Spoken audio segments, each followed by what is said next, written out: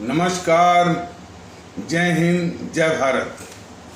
भारतीय अवाम ताकत दल अपने भारतीय भाई बहनों अर्थात अपने देश भारत की जनता अर्थात अपनी भारतीय अवाम से भारतीयता आधारित आपसी श्रद्धा, भारतीयता आधारित आपसी स्नेह, भारतीयता आधारित आपसी प्रेम, भारतीयता आधारित आपसी अखलाक मोहब्बत, भारतीयता आधारित आपसी सहयोग, भारतीयता आधारित आपसी सम्मान, भारतीयता आधारित आपसी एकता, भारतीयता आधारित आपसी भाईचारा तथा भारतीयता आधारित आपसी सद्भाव को समझने व उसे आत्मसात करके वैसा ही और उसी अनुसार आचरण एवं व्यवहार करने हेतु और इसके समस्त भारत में प्रचार प्रसार करने हेतु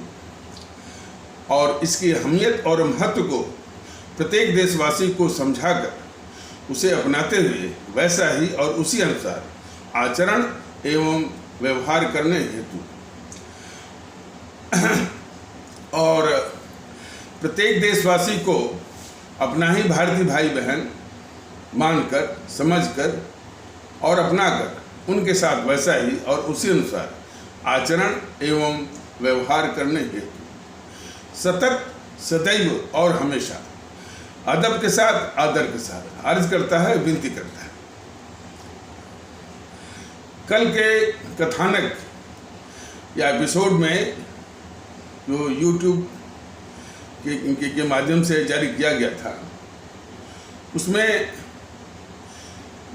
उसमें यह बताने की कोशिश की गई थी कि यदि भारतीय अवाम के अपने आदरणीय भारतीय अवाम के आशीर्वाद से सत्ता का उपकरण आता है उसके पास तो किस तरह की सेवा देगा और किस तरह की खिदमत वो अपने मुल्क की और अपने अवाम की करेगा, किस तरह के माहौल लाने की कोशिश करेगा, उसकी एक रूपरेखा बताने की कोशिश की गई थी।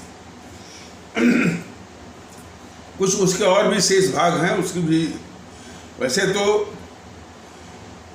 यानी पूरा बताना YouTube के पैगाम के माध्यम से मुमकिन नहीं होता है और उससे भी बड़ी बात बड़ी बड़ी घोषणाएं, बड़े बड़े घोषणा पत्र, बड़े बड़े संकल्प पत्र, बड़े बड़े वचन पत्र बनते हैं, उनका क्या होता है? हमारी भारतीय अवाम बिल्कुल साफ उसको देखती है। तो इन पर ज़्यादा तवज्जो देने के बजाय भारतीय अवाम ताकत दल उसको करके दिखाने में ज़्यादा यकीन करता है। कम से कम कह करके उसका कई गुना करके आपके सामने रहेगा और वही जो है यह वह काम ही जो है वो जुबान बनेगा अपने भारतीय अवाम के लिए। तो लेकिन फिर भी उसकी एक रूपरेखा बताने की कोशिश जो पिछले एपिसोड में की गई थी, कुछ उसका शेष भाग और भी है, ये बताया जा रहा है। लेकिन उसके पहले जैसा कि पिछले किसी कथानक या एपिसोड में बताया गया था कि कुछ एपिसोड जारी करने के बाद, जो कि रोज़ एक एपिसोड जारी होता है, तो कुछ जारी होने के बाद शायद नियमित रूप से प्रतिदिन वो जारी न हो पाए, वो संगठनात्मक कारणों से जो है ऑर्गेनाइजेशनल माने जो काम है, जो कारण है, उनके कारण जो है नियमित एक वीडियो जो जारी होता रहा है शायद नियमित रूप से न हो पाए। जब भी कोई विशेष घटना होगी, विशेष अवसर होगा, विशेष मुद्दा होगा, तो वो जारी होता रहेगा, लेकिन नियमित रूप से वो जारी नहीं हो पाएगा आज के बाद। तो आते हैं, तो कल बात हो रही थी कि ये शिक्षा व्यवस्था, तो शिक्षा व्यवस्था के विषय में ये बताया गया था कि चाहे वो प्रारंभिक शिक्षा हो, बेसिक शिक्षा हो, मिडिल और हाई स्कूल और इंटरमीडिएट। अब ये मोदी सरकार क्या वो नई शिक्षा नीति लाई है, जैसा कि पिछले एपिसोड में भी बताया गया था। ये तो मैं उसको ज़्यादा महत्व नहीं देता हूँ, लेकिन जो पहले वाली जो पद्धति रही है इंटरमीडिएट तक है, तो उसमें जो है ये जितने भी DPS स्कूल हैं, आपके शिशु मंदिर हैं और गुरुकुल हैं, उनको और उनमें मदरसों को भी लाइए, और भी पंथ आधारित जो और भी विद्यालय हैं और म्यूनिसिपैलिटी के भी हैं, और जो ग्राम जो और नगर पालिका के सरकारी भी जो प्राथमिक विद्यालय है, सभी में पाठ्यक्रम वो मतलब कि करिकुलम और वहाँ के शिक्षक, वहाँ का शिक्षा का स्तर मोटा मोटी लगभग एक ही तरह का होगा, और वो सर्वश्रेष्ठ होगा और विश्व स्तर से भी बढ़िया होगा सबके लिए। और भी जो उसमें सुधार करने की आवश्यकता होगी, कि उसमें स्थानीय अध्यापक रहते हैं, शायद वो समय पर नहीं आते हैं, ठीक से पढ़ाते नहीं हैं, उनकी भी और भी समस्याएं हैं। कुछ लोग कहते हैं कि अध्यापकों के विषय में कि उनसे तमाम ये सरकार और भी काम लेती है, चुनाव का काम लेती है, सर्वेक्षण का काम लेती है, क्या क्या है उनकी समस्याएं जो भी है, जो भी वाजिब उनकी समस्याएं हैं उसका समाधान भी किया जाएगा। लेकिन उनसे भी कई समस्याएं हैं जो कि विद्यालय में नहीं आते हैं, और चूँकि वो स्थानीय उनकी नियुक्त रहती है, तो वो माने विद्यालय के प्रति भी और जो विद्यार्थियों के भविष्य के प्रति भी वो न्याय नहीं कर पाते हैं, इसकी भी समस्याएं हैं। क्योंकि वो स्थानीय और कहीं कहीं तो मैंने अपने रसूख के बल पर जहाँ पर इतनी आवश्यकता भी नहीं होती है, मैंने विद्यालयों में वहाँ पर तमाम नियुक्तियाँ रहती हैं शिक्षकों की। तो इस तरह की सारी समस्याओं को देख करके उसको एक रेगुलेट करने की, नियमित करने की, और उसको स्मूथन, उसको माने सम बनाने की ये भी कोशिश होगी, और उसको किया जाएगा। और इसी तरह से और भी इससे मुतालिक और भी बातों को देखा जाएगा। है तो शिक्षा का स्तर, पाठ्यक्रम और शिक्षक वो सर्वश्रेष्ठ और विश्व स्तर से भी ऊंचा किया जाएगा। अदायगी जो है वो हमारे भारतीय भाई बहनों की आर्थिक क्षमता पर, उदाहरण के लिए जैसे बताया गया कि जो अंत्योदय है, जो कि भारतीय समाज के सोपान का जो आखिरी व्यक्ति है, उसको अंत्योदय का कहते हैं, तो उसको फ्री ऑफ कास्ट, मुफ्त, उसके लिए कोई प्रभार नहीं। जो BPL, बिलो पॉवर्टी लाइन, यानी गरीबी रेखा के नीचे, उसको 10 से लेकर 15% था। और जो एक मध्यम वर्गीय परिवार है, BPL का तो नहीं है, लेकिन वो भी उसकी भी क्षमता उतनी शायद नहीं होती है, तो उसको 25 से लेकर के 40%, और जो सक्षम है उसको पूरी अदायगी, पूरा पेमेंट उसको करना होगा। विद्यालय एक ही रहेगा। तो ये मोटा मोटी एक रूपरेखा। तो तमाम इस तरह की शिकायतें आती हैं ना कि जो संपन्न लोग हैं और जो IAS IPS के बच्चे हैं, तो वो पढ़ाते हैं कि दून के स्कूल में और कहाँ की DPS में, वो सब बराबर हो जाएगा। शिक्षा जो है सबको बराबर मिलेगी, अदायगी जो है उनकी आर्थिक क्षमता की हैसियत से।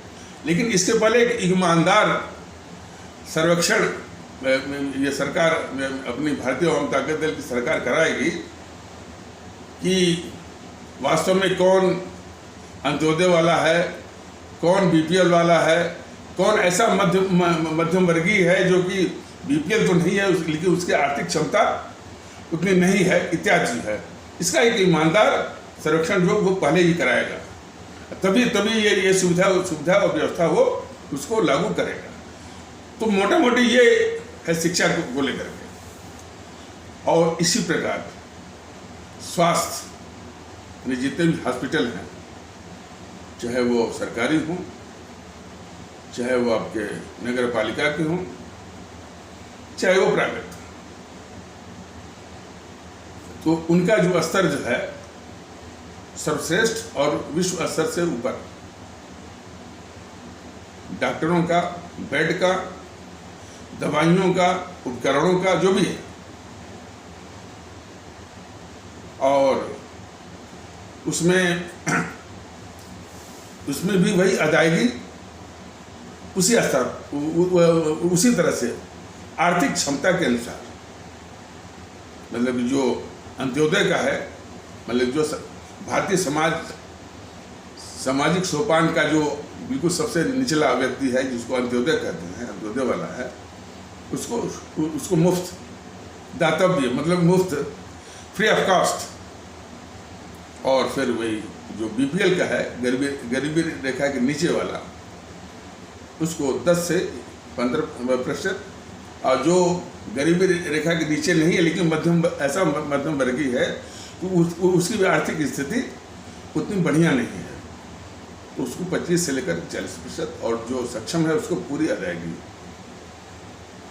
तो स्वास्थ्य की सेवा भी कोई भी अस्पताल हो, नगर पालिका का हो, सरकारी हो, प्राइवेट हो, सबको करना पड़ेगा। प्राइवेट वालों के साथ जो है क्या उनका प्रभार बनेगा, क्या उनका हिस्सेदारी बनेगी, कितना वो भार वहन करेंगे, ये सरकार निपटेगी। इससे हमारे भारतीय भाई बहनों को कुछ भी लेना देना नहीं है, उनको सेवा जो है उसी प्रकार दी जाएगी।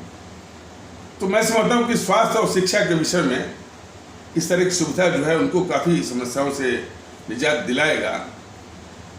और एक और भी समस्या रहती है गांव देहात में कि छोटे छोटे कागज के लिए, कागज माने सर्टिफिकेट के लिए, प्रमाण के लिए यह तहसील का चक्कर लगता है,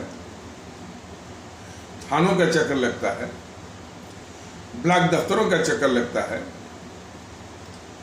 और पंचायत का भी चक्कर लगता है, बिजली दफ्तर का चक्कर लगता है, डीएम ऑफिस के चक्कर लगते हैं, और काफ़ी पैसे खर्च होते हैं। भ्रष्टाचार का शिकार तो बनते ही बनते हैं। तो इससे भी काफ़ी परेशानी होती है। यानी उनको कोई सर्टिफिकेट चाहिए तो माने जातीय प्रमाण पत्र और पता नहीं क्या क्या और भी है, और मिलिट्री में जो काम करते रहते हैं उनको भी सर्टिफिकेट चाहिए।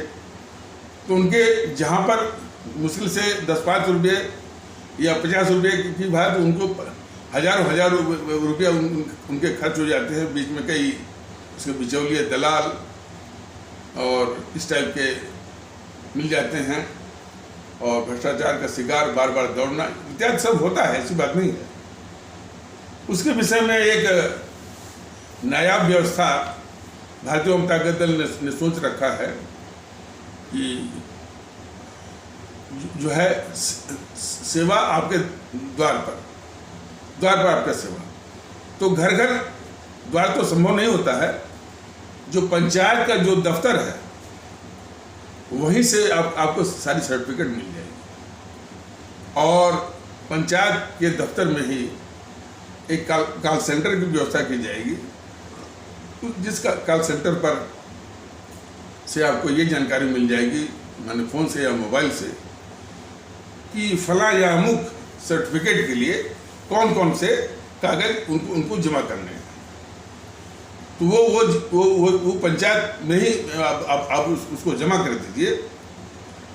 पंचायत दफ्तर से ही एक अच्छी संचार व्यवस्था जो है वो तहसील के लिए भी,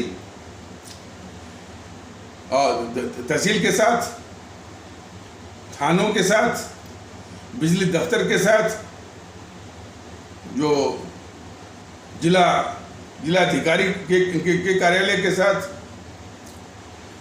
और ब्लॉक दफ्तरों के साथ एक जो है सक्षम और कारगर संचार व्यवस्था रहेगी आपसी आंतरिक, और उस व्यवस्था के अनुसार जो है तो कागज जमा होगा क्रमशः पंचायत दफ्तर में, और अधिक से अधिक 1 हफ्ते या 10 दिन में स्वतः बन करके पंचायत दफ्तर में ही वो कागज, वो सर्टिफिकेट, वो और वो प्रमाण पत्र आ जाएगा, और वहीं से हमारे गांव गिराज के भारतीय भाई बहन वहीं से ले लेंगे। तो उनका बार बार वो इन दफ्तरों में जाना, भ्रष्टाचार का शिकार बनना और पैसे रुपए का जो अपव्यय और इस तरह की परेशानी से बिल्कुल उनको मुक्ति उनको मिल जाएगी। तो ये भी सोच रखा है, लेकिन ये एक नया मैंने एक नए किस्म का व्यवस्था है, लेकिन उसको भी लागू करेगा। इससे भी हमारे गांव देहात के जो भारतीय भाई बहन हैं उनको मिल जाएगी। अब रही बात है, एक मुकदमेबाजी वाला भी रहता है। अब उसके भी भार को ये वो कम करेगा, मुकदमेबाजी के भी भार से कम करेगा। देखिए, ऐसा है कि मुकदमेबाजी और ये बात, तो उसके विषय में भारतीय जनता दल ने पहले ही बताया है कि न्याय देने की जिम्मेदारी सबसे पहले, सबसे अधिक सरकार की ही होती है, और यदि वो न्याय उसको मौके पर मिल जाए, कोई भी झगड़ा हो, कोई भी विवाद हो, आपसी समझ से, कितने ऐसे विवाद हैं गांव देहात के हैं जिनका कोई आधार नहीं है, या गांव देहात में कुछ थोड़े से मैंने जो खेतों की मेड़ के लिए एक हाथ एक बित्ता के लिए जो है तमाम वो मुकदमा चल रहा है, और क्रिमिनल केसेस में जो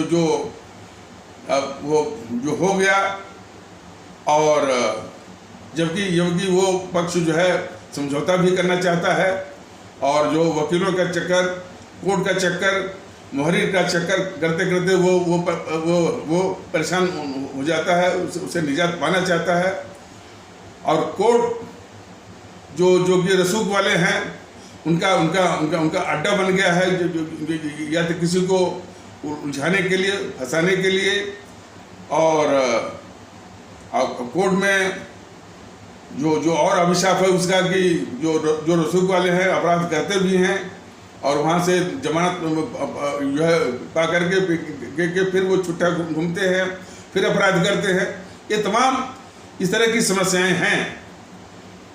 इनको भी स्मूथन, इसको भी समतल बनाएगा, और इसको भी अच्छी तरह से वो रेगुलेट करेगा। तो खास करके जो डिस्ट्रिक्ट कोर्टें हैं, वो क्रिमिनल या फौजदारी या सिविल कोर्ट, उसको भी करेगा, लेकिन उसका खुलासा इस समय जो है वो संभव नहीं, लेकिन उसके बोझ को भी कम करेगा।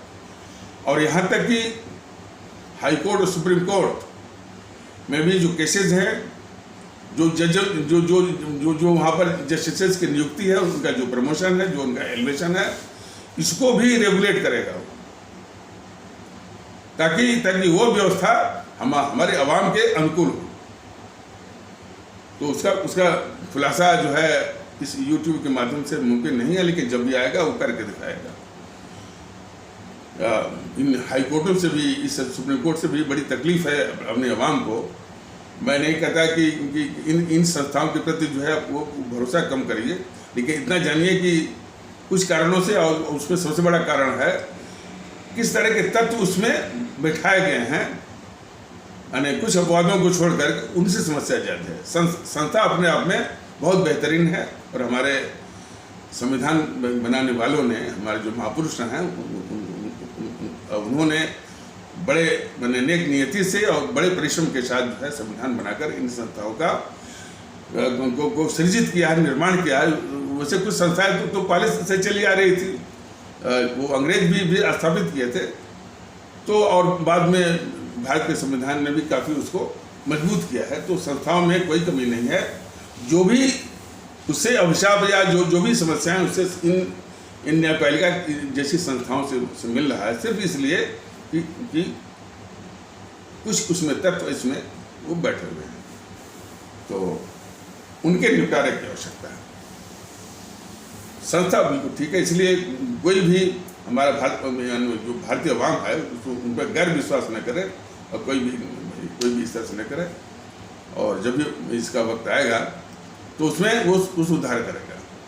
उनके नियुक्ति का ये कॉलेजियम सिस्टम अभिशाप है, और इसके कॉलेजियम सिस्टम के विषय में जो है खुद जो है कई उच्च न्यायालयों के न्यायमूर्तियों ने भी इस पर आपत्ति वो जताई है। हमने एक बार एक लेख पढ़ा था, कोई पांडे साहब थे न्यायमूर्ति, वो इलाहाबाद उच्च न्यायालय के, उन्होंने साफ जो है इस कॉलेजियम सिस्टम की आलोचना की थी। वैसे भी ये विश्व में कहीं नहीं है कि जजेज जो है खुद जजेज की नियुक्ति करें और जजेज को जो है वो प्रमोट करें। ये अपने आप में एक वो हास्यास्पद और एक कई सवालों को आमंत्रित करने वाला मुद्दा है। तो इस पर हम ज़्यादा तवज्जो मैंने ज़्यादा इस पर वो चर्चा करने के पक्ष में नहीं है। जो होगा तो करके दिखाने वाली बात है। तो ये रहा,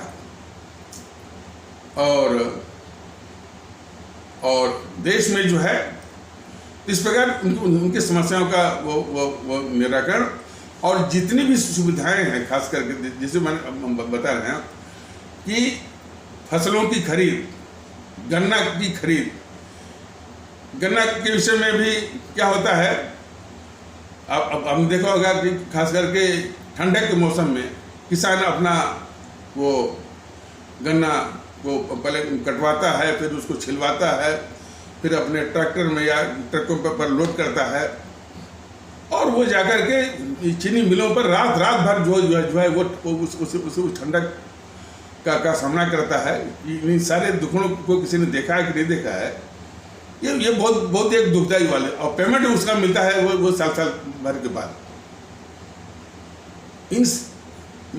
ये एक उदाहरण मैं वो बता रहा हूँ कि तो उसके लिए भी भारतीय जनता दल ने ये सोच रखा है कि ये जो चीनी मिलों का जो ये चक्कर है, उससे अपने आवाम को निजात दिलाने के लिए वो गन्ना खुद जो है वो सरकार ही वो खरीदेगी।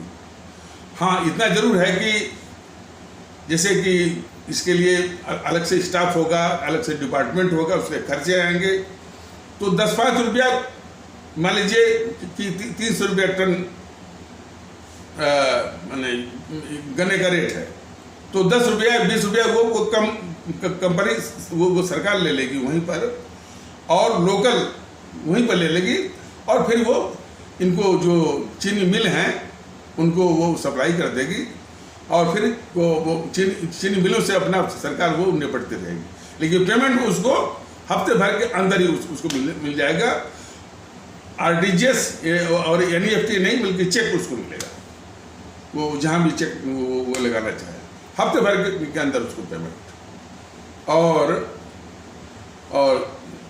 गन्ना खरीदने के जो केंद्र होंगे उनके स्थानीयता के आसपास ही रहेगा। तो ये जो मतलब कि रात भर की जो तकलीफ ठंडक में वहाँ जाकर चीनी मिलों पर लंबी लाइनें कोई जाकर देखे, और इसके बाद पेमेंट उनका साल भर के बाद मिलता। ये सारी समस्याओं से निजात के लिए सरकार खुद खरीदेगी और चीनी मिलों से खुद वो निपटेगी।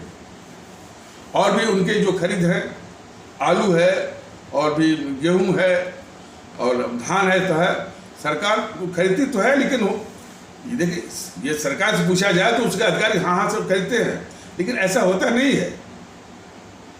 वो सरकार कहती जरूर है, लेकिन वो खरीद जो है बीच में बिचौलिए जो है, मान लीजिए धान का रेट है आपका माने आपका 1400 या 1600 जो भी है, अब हमको पता नहीं है, तो किसानों के लिए ये फूड कॉरपोरेशन ऑफ इंडिया के अधिकारी बोलेंगे कि जगह नहीं है।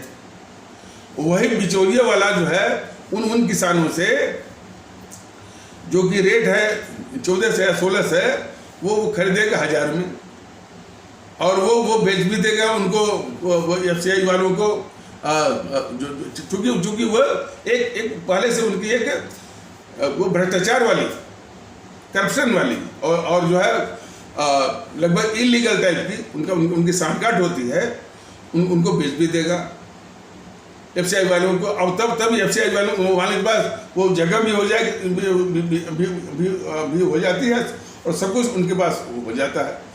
तो इस प्रकार किसान जो है वो मारा जाता है। तो वो सरकार 100% वो खरीदेगी जो भी MSP पर। किसान यदि ज़्यादा पर किसी को बेचना चाहे वो उसकी जो है वो स्वतंत्रता है, यदि कहीं पर उसको ज़्यादा मिलता है। लेकिन अमूमन जो है सबका धान हो, गेहूं हो, यहाँ तक कि यदि आलू का स्टोरेज तो सरकार के पास नहीं है। आलू की बात नहीं, आलू तो अपना जो है वो स्थानीय भी बेच सकते हैं, ये जो कोल्ड स्टोरेज वाले हैं उनसे अपना कर सकते हैं। सब्जी वगैरह तो खैर बिकती है। सब्जी आलू के विषय में ये बीच में बिचौलियों का बहुत बड़ा रोल होता है। तो बिचौलियों की भूमिका से ऐसा होता है जो देखने को मिलता है कि जो हमारे किसान को जो उपज का दाम जो मिलना चाहिए और जो अंतिम जो उपभोक्ता है उसको जो मिलता है, बहुत बड़ा डिफरेंस। जैसे आलू ले लीजिए, आलू वो बेचता है 5 रुपये किलो और उपभोक्ता को मिलता है 25 रुपये किलो। ये 20 रुपये किलो जो है ये बिचौलिए जो है वो खा जाते हैं। हम नहीं कहते हैं कि बिचौलियों को पैसा नहीं मिले, उनकी जो मार्जिन है दैट मस्ट बी डिफाइंड, वो भी जो है परिभाषित होनी चाहिए। तो यदि उन बिचौलियों की भूमिका को कम से कम किया जाएगा तो हमारे किसानों को उचित जो है उपज का वो जो है दाम भी मिलेगा और उपभोक्ता को भी चीज़ें जो है वो सस्ती मिलेंगी। ये सब चीज़ें मुंह की बातें नहीं हैं, ये करके दिखाने वाली बात है। और भारतीय जनता दल का, और मैं तो जब भी सरकारी विभाग में रहा हूँ, आपको मैंने पूरे यकीन के साथ कह सकता हूँ कि हमेशा एक्शंस में, कार्रवाई में ही जो है मेरा विश्वास रहा है और हम ज़्यादा कहते भी नहीं। और इस राजनीति के क्षेत्र में, प्रशासन के क्षेत्र में, शासन के क्षेत्र में भी ज़्यादा कहने पर यकीन नहीं होता है, करके दिखाने में वो यकीन होता है। तो इस प्रकार से उनकी उपज का भी, और उससे भी बढ़िया एक और विचार है कि हमारे जो गांव देहात के जो किसान हैं, पूंजी के भाव में जितनी उपज उनकी होनी चाहिए, जो प्रोडक्टिव होनी चाहिए, उन खेतों से निकल नहीं पाती। तो एक कारपोरेट फार्मिंग की होती है, हालांकि कोऑपरेटिव फार्मिंग क्या पता नहीं क्या हिसाब चल रहा है, अब उसको देखना पड़ेगा। लेकिन मैं समझता कारपोरेट फार्मिंग मतलब कि उद्योगपतियों के पास पैसा है और आपके पास जमीन है और आपके पास पूंजी नहीं है, उद्योगपतियों के पास पूंजी है। तो यदि आपकी जो खेतों की जो भूमधरी है, जो आपके खेतों का जो इंटाइटलमेंट है, उसको बिल्कुल बदस्तूर रखते हुए, उसको इंटैक्ट रखते हुए, यदि उसमें उन्हें समझौता के आधार पर ये व्यवस्था की जाए कि पूंजी लगाएंगे, वो उस पर खेती करेंगे और एक उचित उसमें हिस्सेदारी या वो हिस्सेदारी जो है दोनों में तय हो जाएगी। तो हमारे किसान जो छोटे किसान हैं, इनके पास पूंजी नहीं है, तो उनको एक आमदनी मिलती जाएगी। यदि उनके पास, हमारे उन किसान भारतीय भाई बहनों के पास यदि पूंजी है तो वो भी पूंजी वो लगा सकते हैं। तो उन हालातों में जो उनकी जो जो प्रॉफिट का या मुनाफे का या कमाई मुनाफे का वो हिस्सेदारी जो है उसी अनुसार जो है वो बढ़ भी सकती है। तो हमारे जो है वो किसान भारतीय भाई बहन जो है वो पूंजी के भाव में जो है जो कि उतनी उत्पादकता या प्रोडक्टिविटी नहीं कर पाते थे, तो ये उद्योगपतियों को आकर्षित किया जाएगा, समझाया जाएगा कि इसमें आए, अपनी पूंजी लगाएं और हमारे भारतीय जो किसान भारतीय भाई बहन हैं उनकी ज़मीन का जो भूमधरी है या जो इंटाइटलमेंट है उसको बदस्तूर रखते हैं, उस पर कोई हाजिर नहीं है। तो प्रोडक्टिव जो है एक उद्योग बन जाएगा हमारा। और दूसरा तो जो उनको टाइम बचेगा कुटीर, ये सबसे बड़े काफ़ी महत्व के कुटीर उद्योग, कॉटेज इंडस्ट्री के द्वारा जो है तमाम आलू से टमाटर से जो तमाम बनते हैं ना, उसकी सॉस बनती है, चटनी बनती है, चिप्स बनता है, वो जो है कॉटेज इंडस्ट्री जो है इत्यादि जो है वो हमारे गांव गिराज के आसपास ही, और वो जो है जो भी उसका माल हो या प्रोडक्ट हो वह अंतर्राष्ट्रीय बाजार को जो है उसमें कॉम्पिटिटिव हो, यानी प्रतिस्पर्धा देने वाला, टक्कर देने वाला। तो इससे भी उनको यानी 2-4 पैसे और मिलेंगे। तो दोनों ओर से यदि उनको पैसे मिलेंगे तो उनके चेहरे पर खुशहाली आएगी, जिसको अंग्रेजी में कहते हैं स्माइलिंग फेसेस। काफ़ी कुछ मस्तिष्क में है और ये सब बात कहने की नहीं है, करके दिखाने की। और तभी लोग कहते हैं कि भाई हमारा जो है किसान भारतीय भाई बहन, हमारे देहात के भारतीय भाई बहन, और यदि सारी सुविधाएं चिकित्सा की, शिक्षा की और जो अभी बताया है खेती की सुविधाएं यदि लोगों को वहीं पर मिलें, तो जो हमारे देहात से पलायन हो रहा है शहरों की आबादी जो बढ़ रही है, ये दबाव भी कम हो जाएगा। लोग क्यों भाग करके बिहार से, दिल्ली से, बिहार से, उत्तर प्रदेश से, छत्तीसगढ़ से क्यों भाग के आते हैं? सुविधाएं वहाँ पर नहीं। ये सरकार निकम्मी है जो सुविधाएं नहीं देती है, और वो बेचारे रोजी रोटी की तलाश में दिल्ली का जो नारकीय जीवन है उसको झेलने को मजबूर होते हैं। ये वही सुविधाएं और वही रोजगार और वही उनको रोजगार और वही छोटे मोटे व्यापारिक व्यवस्था यदि वही हो जाए, तो कोई भी दिल्ली को नहीं झाँकेगा, कोई भी मुंबई को नहीं झाँकेगा, कोई भी कोलकाता को नहीं झाँकेगा। तो इस तरह की व्यवस्था में भारतीय जनता दल का विश्वास है और उसको करके दिखाने का है। तो ज़्यादा नहीं। और आइए, करप्शन, भ्रष्टाचार। तो भ्रष्टाचार की बातें तो सभी करते हैं, काफ़ी लोगों ने किया, भ्रष्टाचार रोक देंगे, फलाने उनको रोक देंगे। अब ज़्यादा क्या वर्णन करना। जब वो यूपीए की सरकार थी, रोज घोटाला। तो एक अन्ना हजारे आए, वो आंदोलन किया, कहा लोकपाल बिल के लिए धरना दिए, तमाम हल्ला हुआ और उन्होंने काफ़ी हमदर्दी वो जुटाई। और फिर ड्रामा हुआ वो ड्राफ्टिंग कमेटी का, उसमें कुछ सरकार के, कुछ माने इधर के वो अन्ना हजारे टाइप के, उसी से ये खतरनाक देश का वो केजरीवाल भी निकला, तो जो कि अभिशाप हो गया है।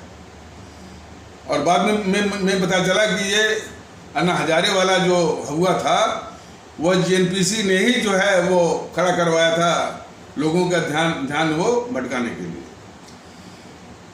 और इसके बाद अन्ना हजारे महोदय ने कहा कि ये सरकार भ्रष्टाचार के प्रति गंभीर नहीं है और ये जो है लोकपाल के प्रति गंभीर नहीं। अब हम अन्ना हजारे बुजुर्ग आदमी हैं वैसे तो मैं किसी एपिसोड में बताया भी था कि मैं उनके गांव जाकर के भी मैं मिला हूँ। हालांकि मिलना आसान नहीं है, लेकिन वहाँ जाकर के 2-4 मिनट मैं उनसे बात किया हूँ। और वहीं पर मैंने बताया कि बस उनको बस यही संकेत बताया था। हालांकि वो किसी जो है ना एक इंडिया टीवी के साक्षात्कार में उसका एक प्रोग्राम आता है आपकी अदालत। तो उसमें जो रजत शर्मा ने सवाल भी किया था कि अन्ना जी ये बताइए कि जब आप इतने लोकप्रिय हैं और जनता आपको इतना चाहती है, इतनी बड़ी फॉलोइंग आपके पीछे है, तो राजनीति में क्यों नहीं आते? तो आपका जवाब था कि राजनीति एक बहुत बड़ा कीचड़ है और उसमें ढेला फेंकेंगे तो कीचड़ अपने ऊपर ही आता है। तो इसी संबंध में मैंने बताया था कि ये जो आप जो है लोकपाल बिल की बात करते हैं, तो ये इस सरकार के पास लोकपाल बिल के अलावा जो हजारों कानून हैं, उन कानूनों को किस तरह से तोड़ती है, मरोड़ती है, कि किस तरह से उसका इस्तेमाल करती है, यह देश पूरा देख रहा है।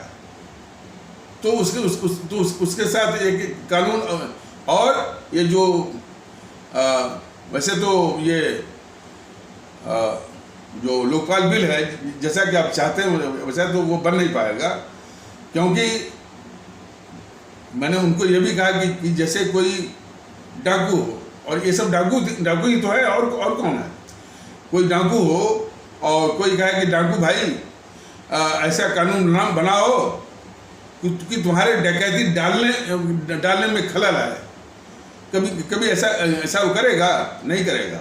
और करेगा भी तो मान लीजिए उसके गले पड़ जाए, तो इस तरह का वो कानून बनाएगा, उसमें इतने लूप होल्स होंगे, इसमें छेद होंगे कि बड़े आसानी से और तिकड़म से और कानूनी दावपेच से वो लगभग वो बेकार हो जाएगा।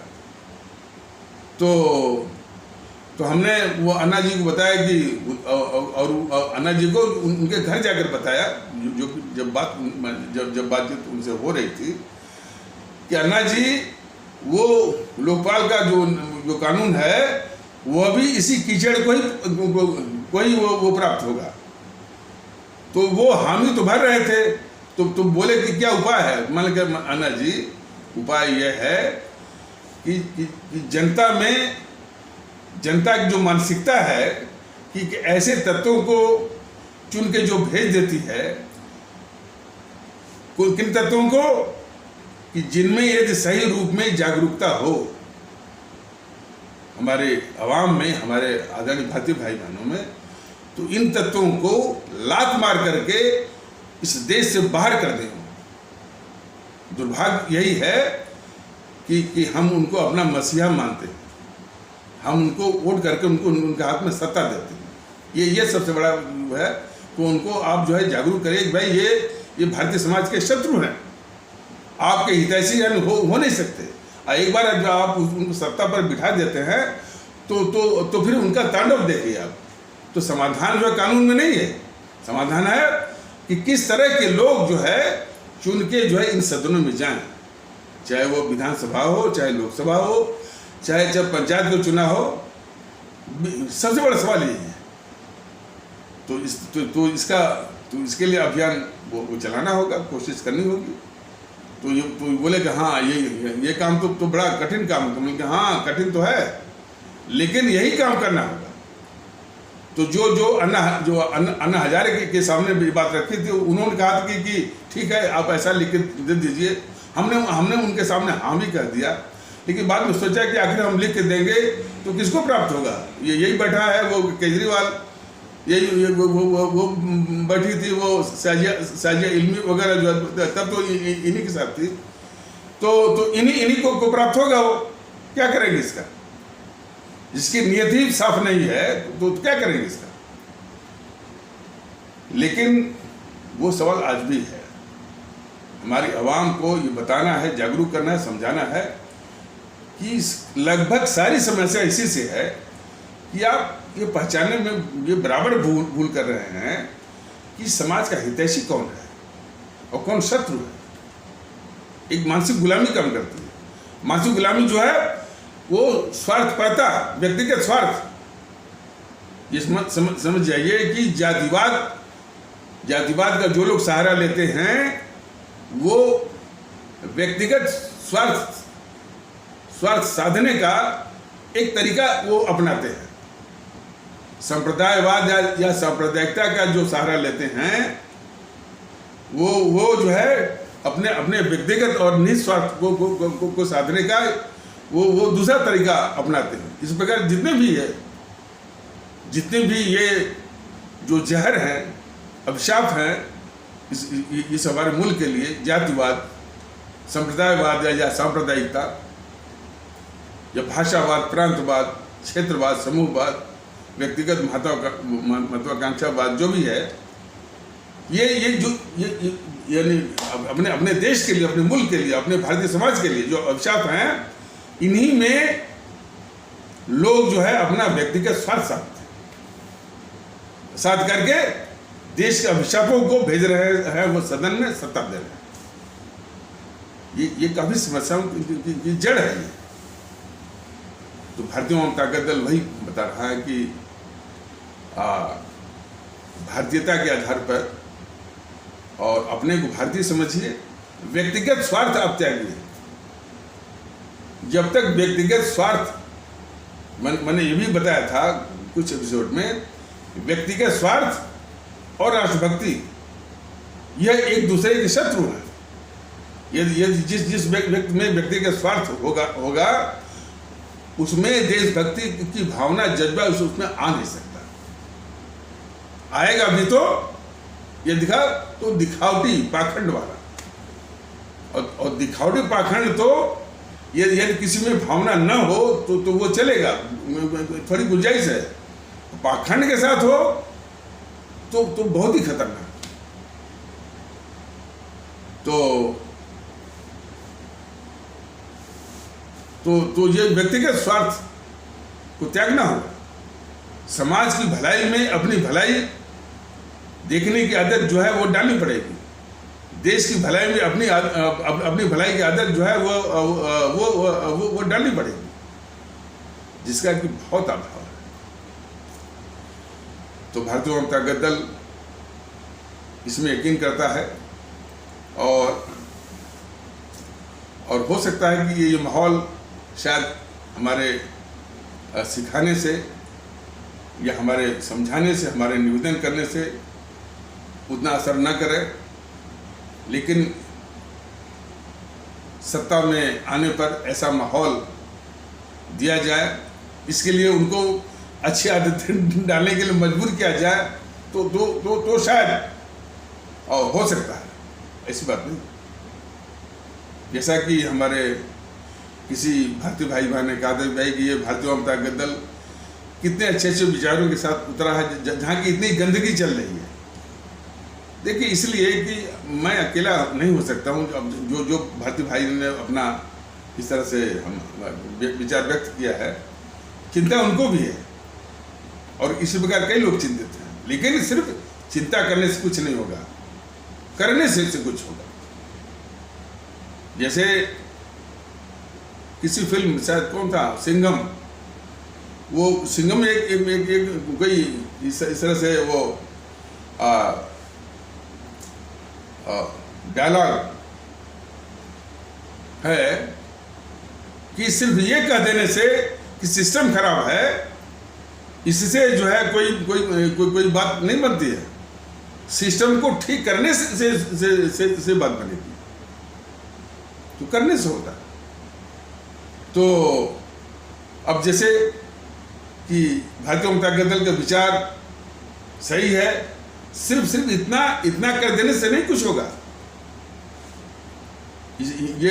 इसका असली फल तो तब मिलेगा कि ये बात जो है, इसकी चर्चा जो है पूरा जन तक चलवाइए, और कम से कम 9 से 60 के ऊपर जो है इसके वीडियोज होते हैं, वो वीडियो जो है जन तक पहुँचे, जन तक जो है भारतीयता का माहौल आए, भारतीय एकता का, भारतीयता आधारित एकता का, भारतीयता आधारित वो आपका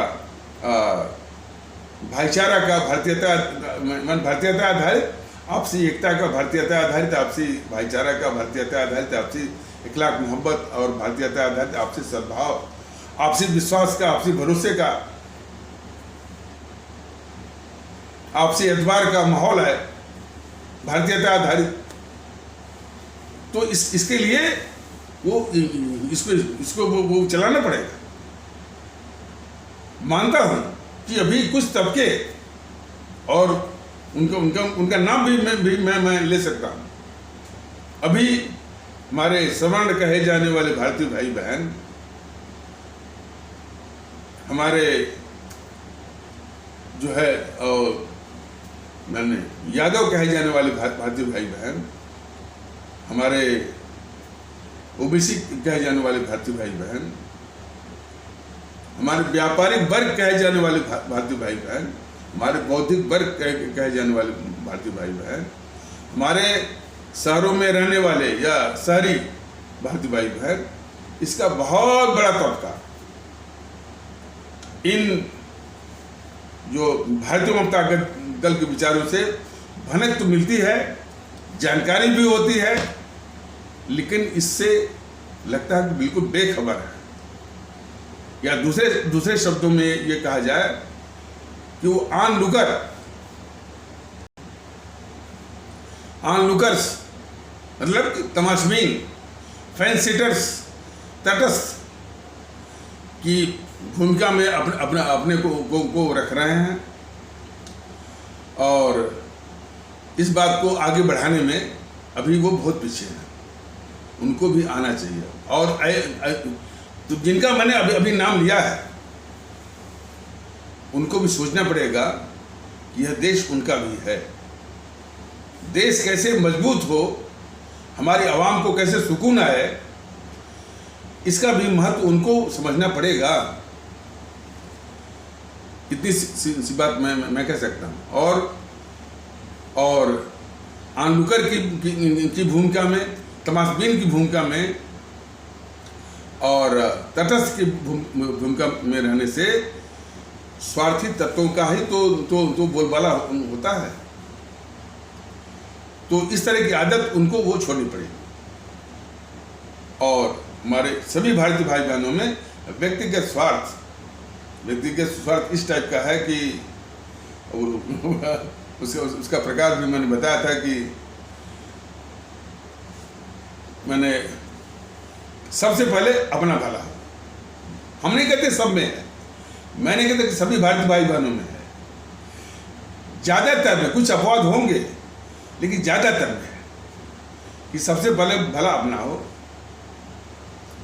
इसके बाद दूसरे का हो। या कोई एक चीज आती है तो उसका उपयोग सबसे पहले मैं करूं, अब बाद में उसका जूठन हो वो बाद में वो लोग करें। या उसको बोलते हैं ट्रिकल डाउन थियरी और परकुलेशन थियरी, कि धीरे धीरे पहुंच जाएगा उनके पास, लेकिन सबसे पहले उपयोग जो है यानी मैं करूँगा। इस तरह के तमाम लक्षण हैं व्यक्तिगत स्वार्थ के। ये सब त्यागना पड़े। जो मुल्क बहुत आगे हैं वहाँ के लोगों में सिर्फ देश की भावना है, व्यक्तिगत स्वार्थ लगभग शून्य है। तो और बराबर जो है भारतीय जनता दल अपने परम आदरणीय राष्ट्रभक्त शिरोमणि नेताजी सुभाष चंद्र बोस, शहीद आजम भगत सिंह, अमर शहीद चंद्रशेखर आज़ाद, अमर शहीद अशफाकुल्ला, अमर शहीद खुदीराम बोस, अमर शहीद सुब्रमण्यम भारती, ये लोग कहाँ के थे पता है ना? जैसे हमारे परम आदरणीय राष्ट्र महानायक राष्ट्रभक्त शिरोमणि नेताजी सुभाष चंद्र बोस, उनका जन्म कटक उड़ीसा का था। शहीद आजम भगत सिंह का जन्म जो है पंजाब के किसी जिले में, अब नाम भूल रहा है। और चंद्रशेखर आज़ाद मूलतः शायद वो मध्य प्रदेश के थे, लेकिन उनकी गतिविधि वो उत्तर प्रदेश में थी, चंद्रशेखर आज़ाद जी की। अशफाकुल्ला कहाँ के थे? शाहजहाँपुर, वो उत्तर प्रदेश के। खुदीराम बोस मुजफ्फरपुर बिहार। सुब्रमण्य भारती तमिलनाडु के। रानी लक्ष्मीबाई झांसी की। रानी चंद्रमा कर्नाटक की। रानी गडिलू नागालैंड की। इसी तरह हमारे तमाम अमर शहीद, परम राष्ट्रभक्त, क्रांतिकारी लोगों ने इस मुल्क की आज़ादी के लिए अपने प्राण दिए, यातनाएं सही। देखिए, इन जेएनपीसी वालों का हमेशा इन जिन्होंने प्राण देकर के आज़ादी लाई हमारे आपके लिए, इस मुल्क के लिए, ये सब जो है जेएनपीसी वाले, इस देश के दुश्मन, हमेशा इनको पृष्ठभूमि में रखे, बैकग्राउंड में रखे, रेलीगेट किया इनको।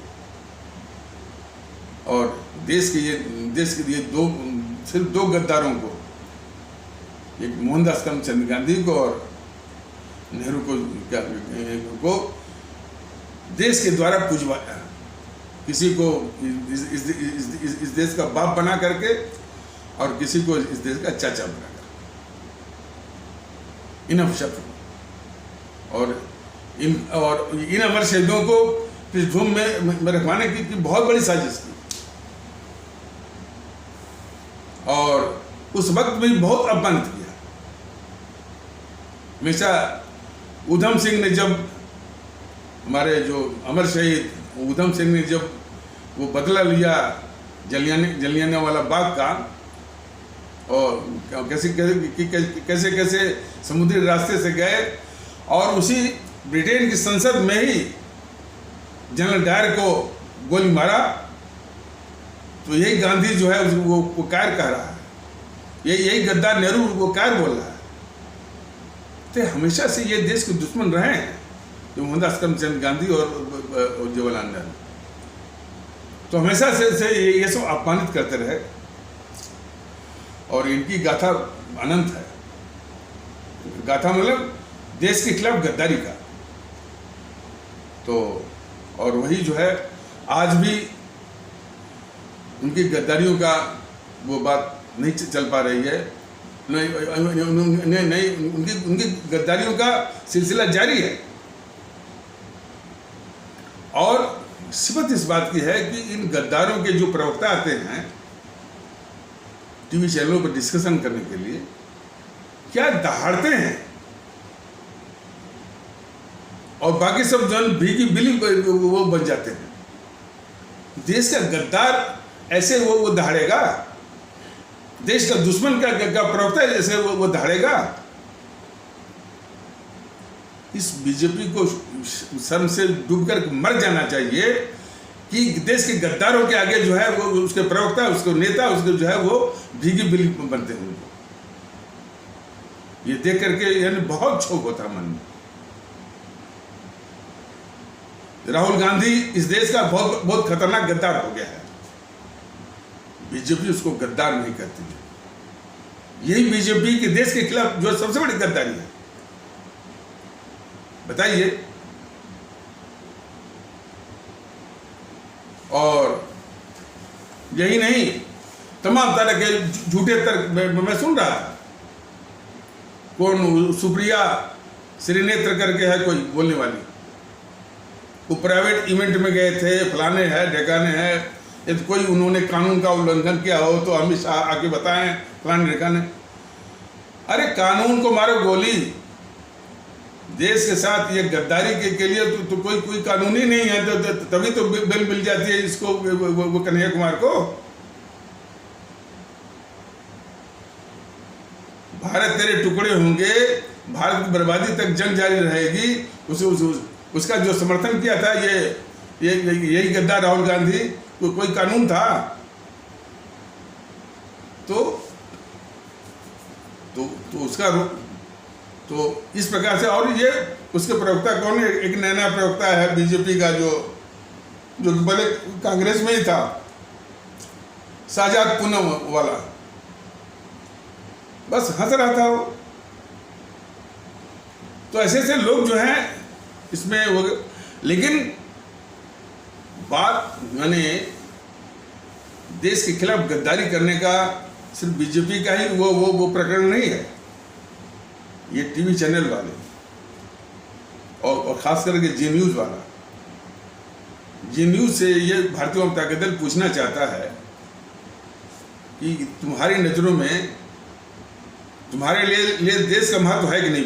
सर्वप्रथम जी न्यूज़ जैसे चैनलों से भारतीय जनता दल ये पूछना चाहता है कि तुम्हारे लिए देश का महत्व है कि नहीं, तुम्हारा बिजनेस से ऊपर है कि नहीं। और यदि देश का महत्व है तो इसकी भी संवेदनशीलता होनी चाहिए। इसकी अपेक्षा है कि देश के गद्दारों की पहचान तुम्हें हो। इतना पर भी तुम जो है इस इतने घोर गद्दार राहुल गांधी की बात को दिखाते हो। ब्रेकिंग न्यूज में, ब्रेकिंग न्यूज कि राहुल गांधी ने ये कहा, जी न्यूज या उसका मालिक कौन है, वो सुभाष चंद्रा है, सुभाष चंद्रा। शर्म आनी चाहिए, शर्म आनी चाहिए कि उस गद्दार राहुल गांधी की बात को ब्रेकिंग न्यूज में तुम दिखाते हो। देश जो है तो कई विधियों से यानी शर्मसार हो रहा है। मोदी महोदय जो है आतंकवादियों के द्वारा, उपद्रवियों के द्वारा, देश के दुश्मनों के द्वारा जो 26 जनवरी के दिन जो है उन्होंने देश को शर्मसार किया, आतंकवादियों को पूरा मौका दिया, अपने दिल्ली पुलिस के जवानों को पिटवा दिया 400 से लेकर 500 तक, और आतंकवादियों को मौका दिया कि वो जो है हमारे राष्ट्रीय गौरव लाल किले पर वो चढ़ जाएं और वहाँ से हमारे राष्ट्रीय गौरव तिरंगे को उतार करके अपना जो है वो खालिस्तानी वो झंडा लगाए। शर्मसार किया, और शर्मसार करने के बाद तब भी इन मोदी महोदय को शर्म नहीं आई। तब भी मोदी महोदय को शर्म नहीं आई और ये कहते हैं लोकसभा में कि जब तक मोदी है तब तक मजे लीजिए। आज जो ममता बनर्जी जो है वो जो तांडव कर रही है, वो अपने को मोदी से ऊपर समझती है। क्यों? ये प्रधानमंत्री रहते हुए भी, जिसने प्रधानमंत्री पद की गरिमा को गिराया है, इकबाल प्रधानमंत्री के इकबाल को तबाह किया है, कायरता हमें हमेशा दिखाई है। तो ममता बनर्जी का जो तांडव है, जो उसकी माफियागिरी है, वह मोदी महोदय की कायरता का वो परिणाम है।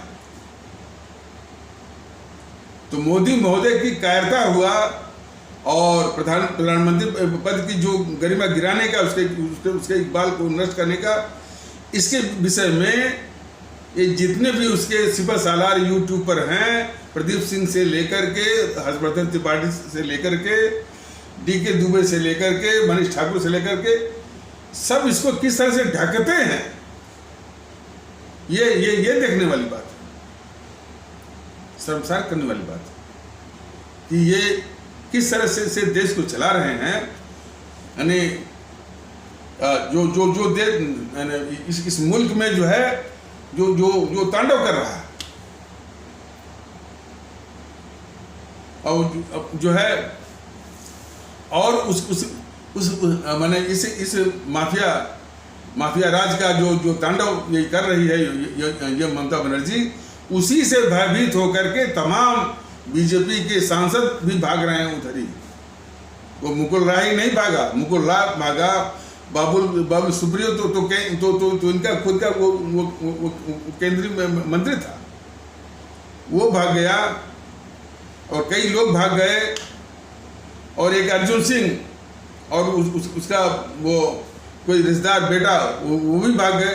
सिर्फ जो इस देश के अभिशाप है ममता बनर्जी, जो उसका माफिया और आतंक को देखते हुए कि ये कि प्रधानमंत्री की भी क्षमता में बचाएगा नहीं, और इसको बचाना क्या है, संविधान में व्यवस्था है धारा 356 की। देखिए इस विषय में भारतीय जनता पार्टी दल ने कई बार बताया है कि इन जेएनपीसी वालों ने इस धारा 356 का अपने राजनीतिक स्वार्थ साधने के लिए सैकड़ों बार इसका दुरुपयोग किया है।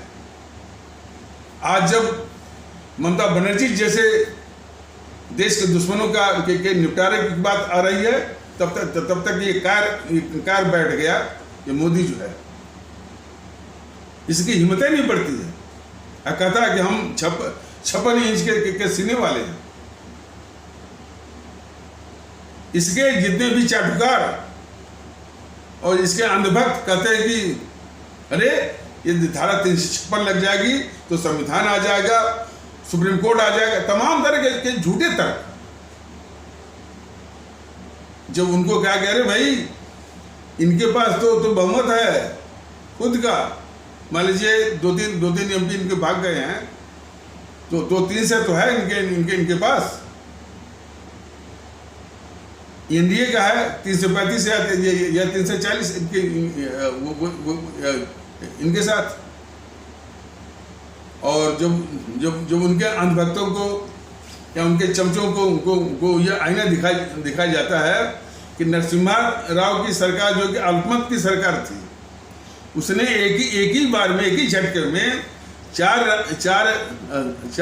एक नहीं बल्कि चार राज्य सरकारों को बर्खास्त किया था। इसी धारा 356 के द्वारा जनता सरकार 1977 वाली, उसने एक ही झटके में 9 राज्य सरकारों को एक ही बार में किया था। और आज इस मुल्क को, हमारी आवाम को, खासकर पश्चिम बंगाल की आवाम को निजात दिलाने की बात आ रही है, तब तक ये मोदी बैठा हुआ है। क्या बताएं, क्या तांडव कर रहा है वो एमके स्टालिन वहां पर तमिलनाडु में, क्या तांडव कर रहा है विजयन, और इसी प्रकार की धृष्टता ये दिखा रहा है गालाव। छत्तीसगढ़ वाला भी बोल रहा है, झारखंड वाला भी बोल रहा है। सारे जो तांडव कर रहे हैं, सिर्फ उसकी जड़ में है ये जो अपने को 56 इंच के सीने वाले का कायरता। अरे जो प्रधानमंत्री मुख्यमंत्रियों की गाली सुनता रहे, हम क्या कहें। ये गुजरात में थे तो कहते थे कि हम लोग हम पर पत्थर मारते हैं तो मैं उन पत्थरों की सीढ़ी बनाता हूँ। महोदय, यहाँ सीढ़ी उड़ी आप मत बनाइए। जो पत्थर मारते हैं वो सीढ़ी जो है आपके काम में नहीं आ रही है, वो सीढ़ी जो है इन देश के दुश्मनों के काम में आ रही है। वो चढ़ रहे हैं, आप तो उतर रहे हैं। आप जो है प्रधानमंत्री की गरिमा को उतर रहे हैं, चढ़ रहे हैं वो। तो इस तरह का तर्क बंद करिए कि लोग हम पर जो गुजरात में मुख्यमंत्री के रूप में थे कि बोलते थे कि लोग हम पर पत्थर मारते हैं तो मैं उन पत्थरों से सीढ़ी बनाता। पत्थर का जवाब बड़ी चट्टान से देने पर ही ये दुष्ट मानेंगे। ये दंड के जो है वो पात्र हैं, उपदेश के नहीं।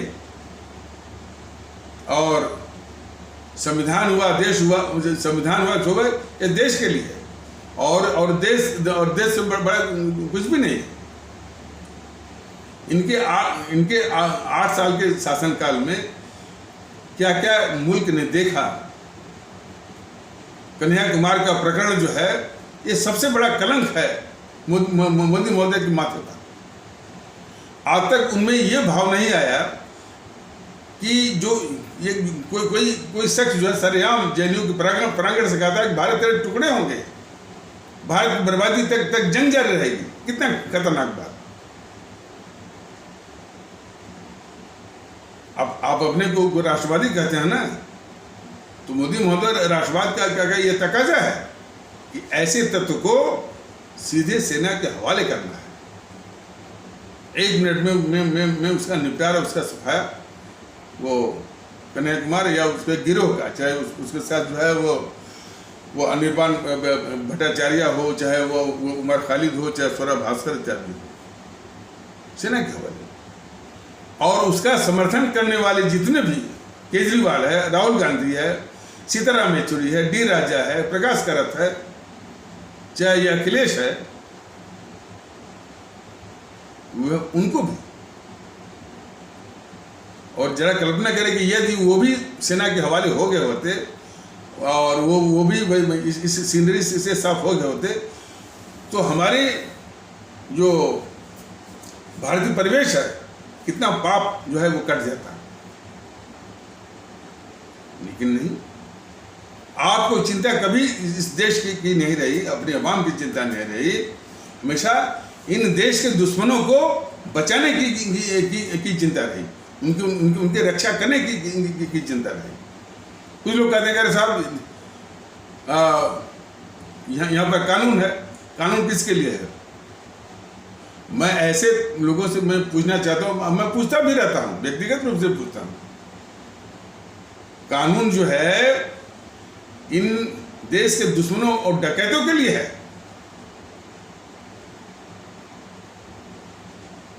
झूठ मूठ का तर्क देना जो है, तो कन्हैया कुमार वाला जो प्रकरण है वो बहुत कुछ कहता है। और मोदी महोदय जो जरा इसको जरा गौर से जरा समझिए।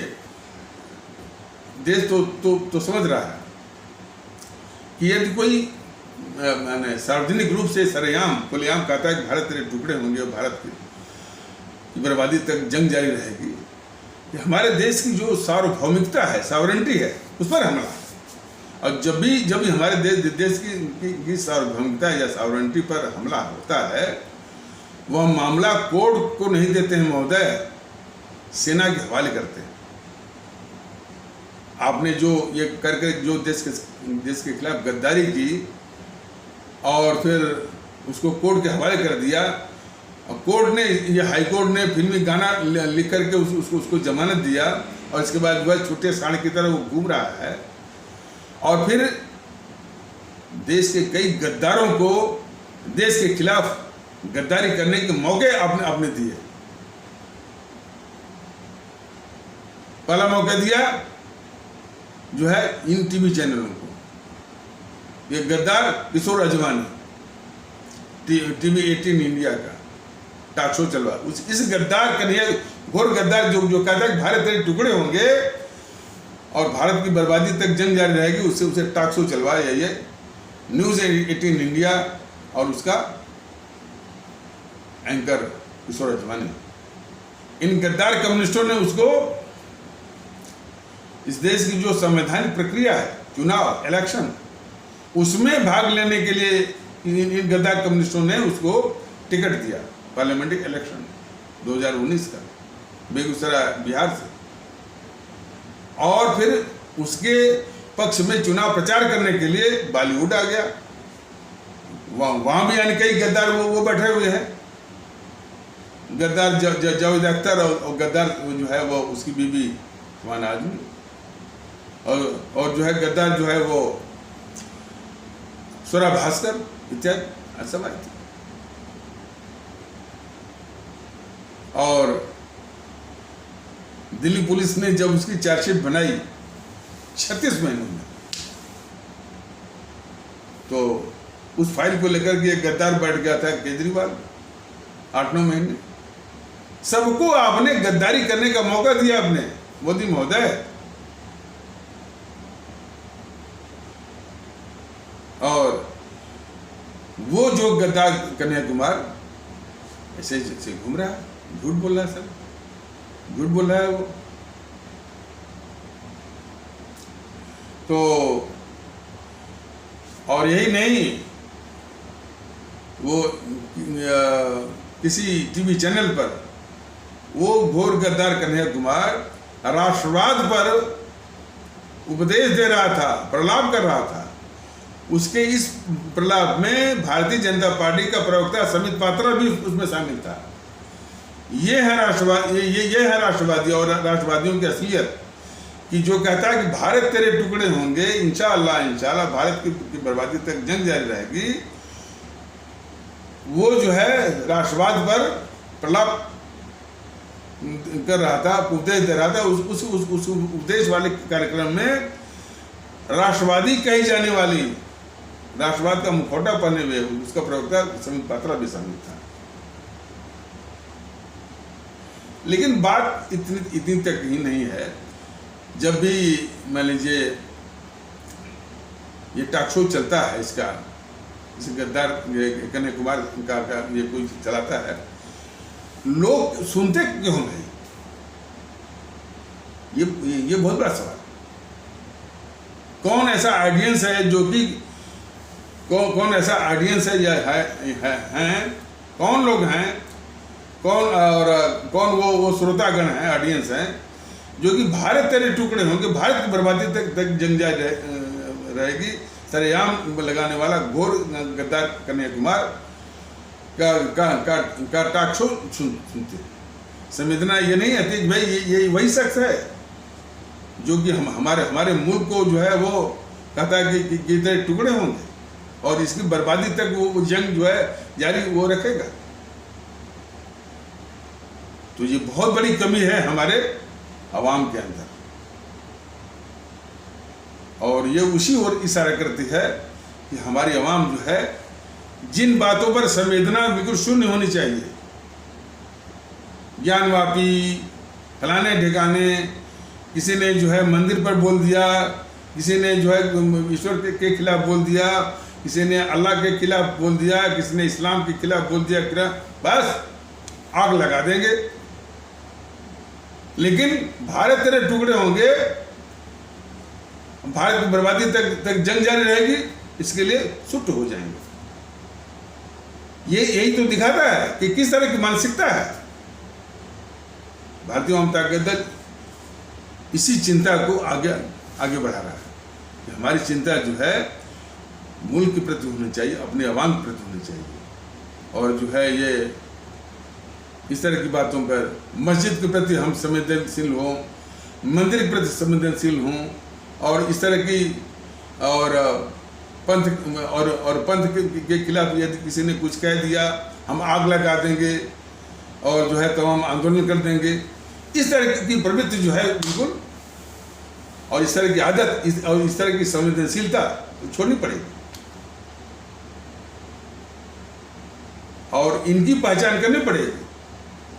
ये विष्णु जैन, हरिशंकर जैन, पुष्पेंद्र कुलशेष, यति नरसिम्हानंद, असदुद्दीन ओवैसी, तौकीर रजा और शफीकुर रहमान, टी.एस. हसन, ये सब देश के दुश्मन हैं। इनको अवाम जो है, हमारी अवाम समर्थन देना बंद करे। पुष्पेंद्र कुलशेष के स्वभाव में जाना लोग बंद करें, खासकर हमारे हिंदू सनातन आस्था वाले भारतीय भाई में। और जब तक आप बंद नहीं करेंगे तब तक किसी भी स्थिति में बदलाव वो होने को नहीं है, करना पड़ेगा, आज नहीं तो कल। ये सब देश के शत्रु हैं, और उन्हीं की बातों को लेकर के ये टीवी चैनल वाले कभी असदुद्दीन की बातों को लेकर के, कभी इसकी बातों को लेकर के हमेशा समाज में जहर बोलते हैं ये टीवी चैनल में। तो बहुत बड़ी चुनौती है देश के सामने, और उन चुनौतियों का आभास करवा रहा है भारतीय जनता दल। और यह आभास आपको ज़्यादा तब होगा या तभी संभव होगा जब आप में भारतीयता का भाव आएगा कि हम ये हमारा राष्ट्र भारतवर्ष है, और हम सभी लोग भारतीय हैं, हम भी भारतीय हैं, हमारे सभी जो देशवासी हैं वो भी अपने ही भारतीय भाई बहन हैं। इस भाव का आना बहुत जरूरी है, और सारी कृत्रिम, आर्टिफिशियल, सुपरफिशियल जो पहचान, आइडेंटिटी वजूद है, कि हम जो है हिंदू हैं, हम मुस्लिम हैं, हम सिख हैं, हम ईसाई हैं, ये सारे कृत्रिम, सुपरफिशियल, आर्टिफिशियल ये पहचान और वजूद है, इसको त्यागना पड़ेगा।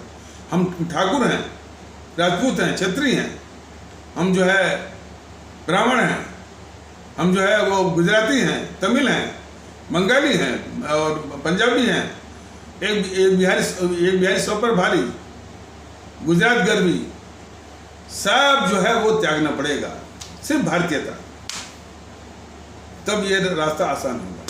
तो इन्हीं आवश्यक शब्दों के साथ इस आवश्यक परिचर्चा को यहीं पर विराम दिया जाता है। तब तक के लिए नमस्कार, जय हिंद, जय भारत।